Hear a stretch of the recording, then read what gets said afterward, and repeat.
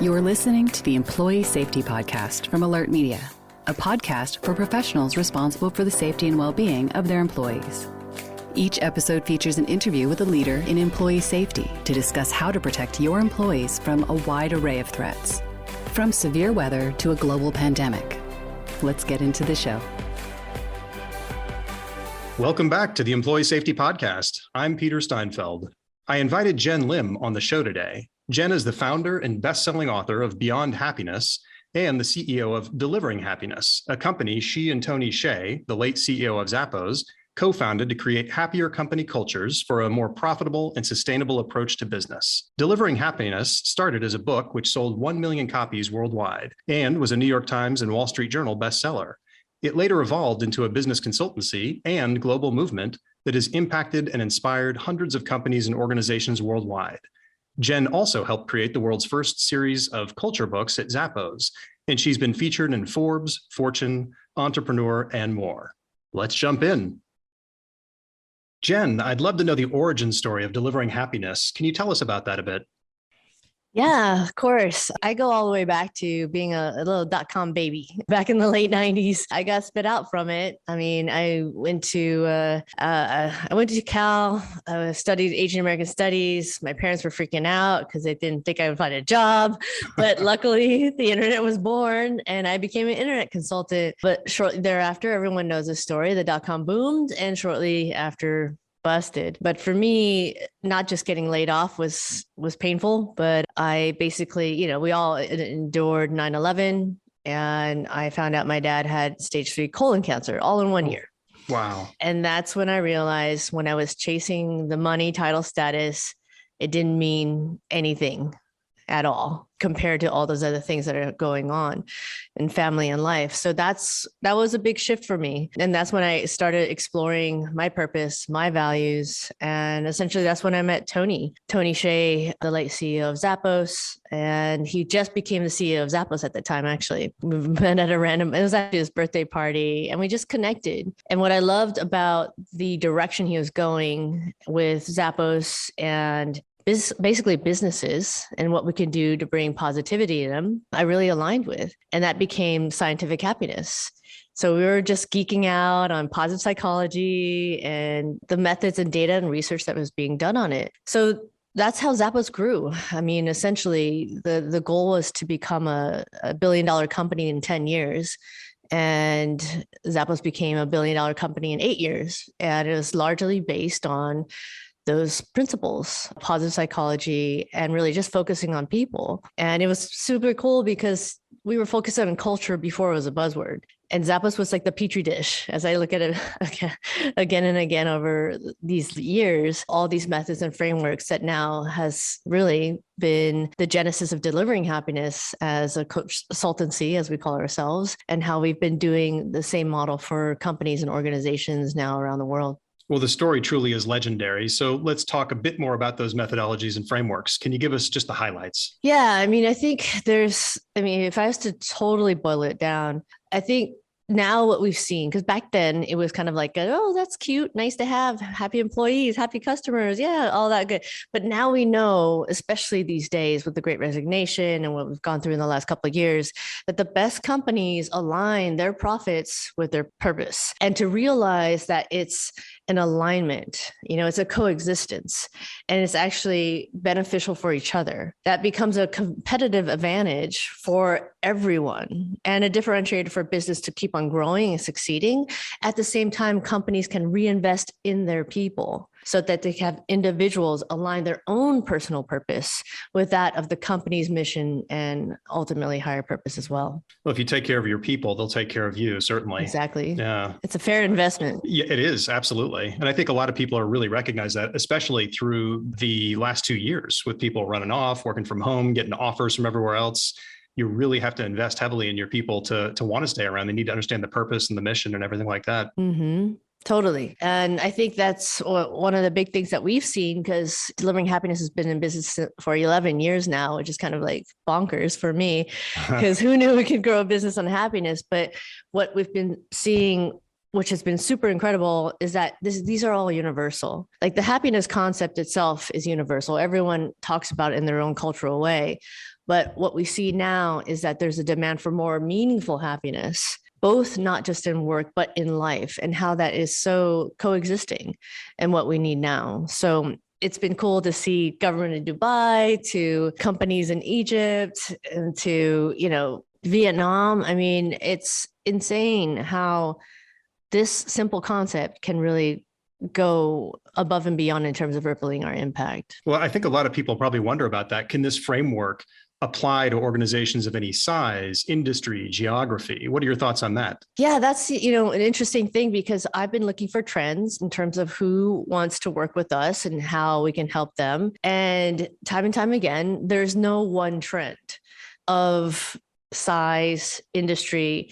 What is actually the bigger trend are the leaders that want to invest in this, that they want to take the time to actually understand this more, not just for themselves, which is a huge leap, but for the people that they impact. So that's been the most interesting part of this. It's like how truly universal happiness can be. And what do you say to the naysayers out there, or the doubters of all your philosophies? I actually love talking to them the most, because what we've seen basically in the stats and story, and it sounds cliche about happiness being contagious, but it actually, when you explain it and they see that when you invest in them, they understand that, oh, as a CFO, if I invest in my people, they'll actually stay longer, they'll be more engaged, and they'll be more productive. And the bottom line and the top line for salespeople, if they're happier, they sell more, that it all makes sense. But it just takes a little bit of time and effort to understand that, knowing that people are an investment and not an expense. And from VCs, and we're seeing it all the time now with those companies that are growing, especially during this time since COVID, that they'll invest back into you with that work productivity and engagement and loyalty. And the companies that are best placed to work actually outperform S&P 500 companies for the last 15 years at least. So there's something to be said about that. When companies double down on people, it comes back to them financially. I love that phrase you just used. People are an investment, not an expense. And I think that's hard for a lot of organizations that can be spreadsheet driven to get their mind around. Yeah, it does take a little bit of leap of faith, but once you see the short-term gain, then you'll understand the long-term gain of it all. And would you say that a big part of that is getting okay with sharing the why behind you do things in your organization? Because a lot of times you just kind of trickle down orders and people don't know why. Mm-hmm. But if you start with the why, it seems that people go, oh, okay. Yeah, I get it. I'll do that, even though before they never would have done it. Yeah, I think it's a huge part of it. And that's like a quote from a Simon Sinek book, Start with a why.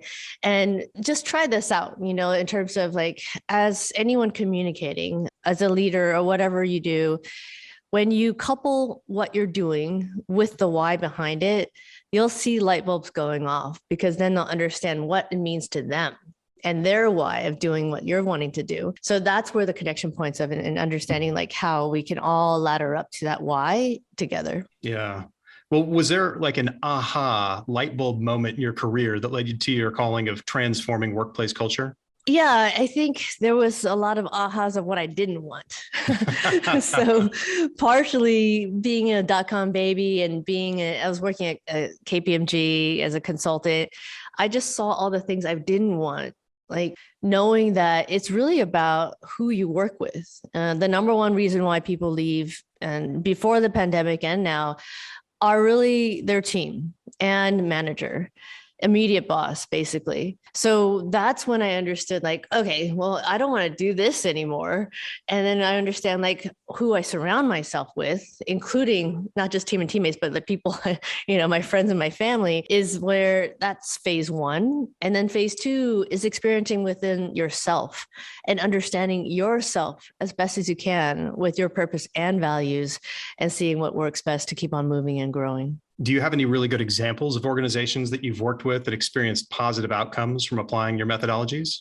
Yeah, I mean, going back to the point of like all different sizes and industries, we've been working with a hospital consortium called Northwell Health up in New York, upstate New York. And this one is, I guess, one of my favorite stories, just because we worked with them several years ago before the pandemic. And so we worked on their core values, basically aligning with their 300 executives. I mean, healthcare is very complicated.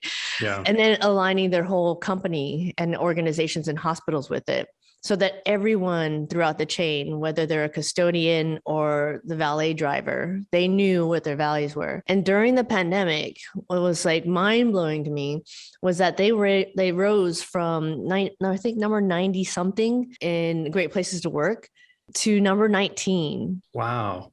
During a pandemic, and this is regardless of industry.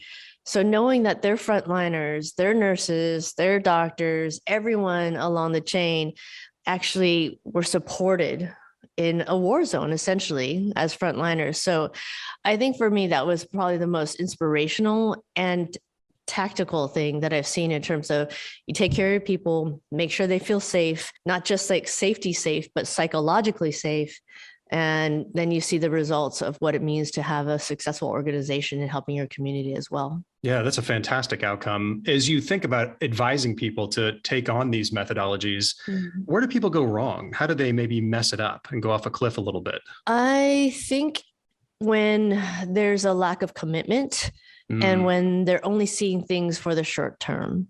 And that's kind of like, going to more of a physiological sense of like being more of the reactive primal brain versus being more of like the frontal cortex of just actually thinking things through and using logic to separate the emotion from what's actually more reasonable. And it's understandable when leaders get scared and they're fearful of like what, the worst can happen. But when we can actually come to a psychological safety and realize there's long-term commitment for long-term rewards, then that's when you see the good stuff happen. So do you tend to work with the upper level execs for a little bit up front to make sure they really understand this and they're committed before taking it downstream? Ultimately, that's the ideal place because that's where you can scale best. Yeah. But our team works with anyone that wants to work. That if they're committed to this and they understand it. We just got off a call with my team and they talked to Lakefield Veterinarian Company that, they're not the biggest company in the world, but they're taking care of the pets as the pets are taking care of the people. And they made a huge impact because they're talking to every level of the organization, not just the C-levels, but touching what everyone needs right now. That's great. Well, in the book, you talk about the greenhouse model. Can you explain that to our audience and how they can apply it at their organizations? Yeah, at the root of it, using that analogy, what I've learned a lot, especially in the last couple of years, is that as leaders, we all want to grow. We all want to grow our teams, our bottom line, our profits, our company. But what we often run against is that we forget about growing our own, nurturing our own greenhouse. And that includes our own mental well-being, emotional, our physical, our relational, and of course, spiritual and purposeful sense. So that's the biggest bottom line of the greenhouse model. Like if we look at ourselves as growth models, then remember to put on our oxygen mask first, like the whole plane thing. Maybe we forget it because we're not flying as much anymore, but just remember to do that as we try to grow others. That's the whole model and how we can actually do this in a coexisting way and actually, be more adaptive as we grow together. Yeah, clearly you got to take care of your own house before you can go out and make an impact elsewhere. You have to have a solid foundation from which to grow. Exactly. Well, in your opinion, what other skill sets are important for leaders to thrive in a workplace culture of happiness? Yeah, I talk about this in the book. It's a different AI, not the AI that we've been used to hearing, but more of an adaptive intelligence. So even when, let's just say, people aren't walking the talk, and a lot of the times we work with companies that C-levels are not, or the board members are not, and it shows. I think one of the biggest things that we learn in adaptive intelligence is to control what you can, which is your own purpose and values, like how you're spending every minute of the day. Are you doing it meaningfully? Are you doing it for the reasons that you want to? And then being able to control that and then actually let go and embrace the stuff we can't control, especially the things that are going on now on a day-to-day basis and what we've seen in a very global way since 2020. So owning up to that, being accountable for that for ourselves is where we start. And that's where adaptive intelligence roots ourselves in. It's being able to control what we can within and being able to embrace the changes that we can't control. Do you ever have anyone come back to you and say, we just like being miserable here? Well, that's when I say, I'm not going to twist your arm. That's not what I'm here for. But maybe that's what they want to hear. Yeah, maybe. Whenever they're ready for it, then I'm here for the conversation. That's great. I do want to ask you about this idea of the Great Resignation, which we've been hearing about so much these days. What advice do you have for business leaders to best respond to these changes and better support or retain their employees through this? Yeah, I mean, I like to look at the polarity and the spectrum of things. So with the Great Resignation, then we have to ask why that's happening. And back to your original question, there's a great awakening that's happening, great awareness, great reset, whatever you want to like. Great X. You can put whatever word you want in there. But what's happening is that we have more luxury of time, even though there's a lot of chaos around us, that people have actually really wanted to sit within themselves and be true to not just their highs of happiness, but to their lows. And something about that of like, we're so focused on strengths, but we also need to be focused on our shadows too, like understanding those and not sweeping them under our rug and being able to address them in a more public way. Because I really believe like a person's true character comes out during a crisis. Oh, yeah. At the same time, companies' true character comes out in the crisis through their culture and through how they treat their people. So with the Great Awakening, I think is actually a blessing for people and humanity. Not to use that word too loosely, because I know it's a big word, but one by one, I think everyone is being a bit more aware to do the right thing. Even if it's not profitable, even if it's not for success in the stereotypical terms of what success can mean, but because they're doing it for the right reasons within themselves, number one, and knowing that they have a ripple of impact that everyone they touch will feel. So it's like taking a bit of a longer term perspective on things instead of always being focused on the short term result. Exactly. Yeah.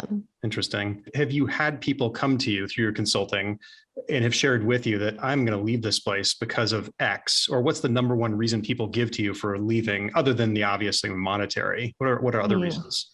Yeah, I think in the past, it's definitely the manager, like the immediate boss. And then with the advent of, COVID and now the Great Awakening / resignation, pay is definitely one of them, but also flexibility and a sense of control, a sense of autonomy, because we now have a better sense of what it means to lose that autonomy. And that's actually one of the scientific levers of happiness, is to make sure we have a sense of control within our lives. And the other element is definitely higher purpose.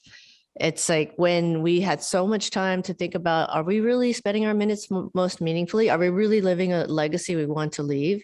Then people are like, no, I don't think I am. I don't, and it doesn't have to be some highfalutin purpose, but it has to come back to, am I being true to who I am, my own core of what I believe in, and living up to that on a day-to-day basis? So people will see it and feel it, not just when I leave, but how I live my life now.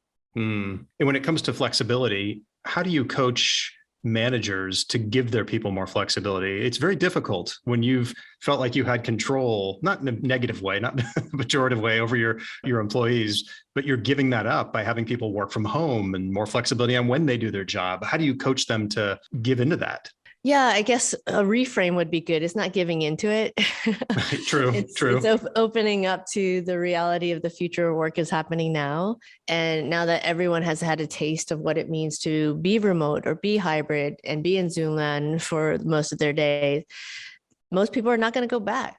And so as a manager or, any level of a leader, I think the most important thing is to reframe and then open up the conversation on what flexibility means to those individuals within the team. Because I think sometimes we assume too much about what flexibility is, but until we just open up the conversation, and it could be as simple and quick as a Google Doc, just democratize what it means to be flexible, and you'd be surprised. Like some people are like, no, I really want to come to work. I really want to get in the office. I really want to do this and this and this. And others are like, well, I need this and this to be more productive. And that's where I think is, it is a bigger challenge for managers and bosses and executives, but I think that's just the reality of where it is. Like, people just in the end of the day want to feel heard and understood. And if they don't, then, that's self-selection. That's time for them to find another place. Yeah, absolutely. It seems like it's moving more away from supervision and more toward accountability. Yeah. Accountability and coaching. Yeah. For each other, not just because the manager knows more, it's because everyone has their own sense and sensibility of what can be better for the company, as long as it's being managed and laddering up to that higher purpose that we talked about. Yeah. And I love the idea that flexibility doesn't have to mean anarchy or chaos, which I think is what a lot of people believe it means. And it doesn't. It can be really restrictive in a certain way. So like you said, just open up a document, share, what do you guys think flexible means? And I think you'll find it's way far away from anarchy. Exactly. And that's a great point that you brought up, Peter. Like, when people hear about flexibility, and the self-management and all these things, they think that, all hell's going to break loose. But the reality is, if you can have the rigor to kind of keep it in this framework that keeps flexible, then that's when the magic happens, between the sense of flexibility and having structure to keep it in place. And it's a fine line, but that's why I believe adaptability is probably one of the key words that to take away during this time. Without a doubt. And doing it the way you just said, both sides win. So that's terrific. Yeah. What's in it for me? What's in it for all? That's right. Well, Jenn, thanks so much for being on the show today. I really love the idea that workplace happiness is an investment, and I appreciate you sharing your thoughts with our listeners. Of course. Thank you so much for having me. You bet. Well, if anyone would like to know more about your organization, or perhaps buy a copy of your book or engage with the organization, where can they find that information out there? Yeah, so we have deliveringhappiness.com, and then we launched jennlim.com for the book. It's jennlim.com. But yeah, you'll find plenty of actually tools and resources too, not just to buy the book, to free stuff for you to kind of like sit with and see. You can start that sort of journey with the purpose and values and revisit it, because a lot of people are wondering what happiness means anymore. Absolutely. Well, thanks again to Jenn and all our listeners for joining us on the Employee Safety Podcast. If you like what you heard, I encourage you to subscribe to future episodes at Alert Media's website or on your favorite podcast player. We would truly appreciate you giving us a rating on Apple Podcasts or Spotify. Have a safe week, everyone. Alert Media is changing the way your leaders and response teams connect and communicate effectively when seconds matter. We provide our customers with a comprehensive solution for monitoring threats around the world and deploying fast, effective emergency communication. You need a panic-proof solution for high-stakes moments. In just a few clicks, your team can send a multi-channel notification to an impacted group of people and confirm their safety immediately. When employee safety is at stake, don't just communicate. Connect and confirm with a robust emergency communication solution. Visit alertmedia.com for more information. You've been listening to the Employee Safety Podcast. To ensure that you never miss an episode, subscribe to the show in your favorite podcast player. If you're listening in Apple Podcasts, we'd love for you to give a quick rating of the show. Just tap the number of stars you think the podcast deserves. Thank you so much for listening. Until next time.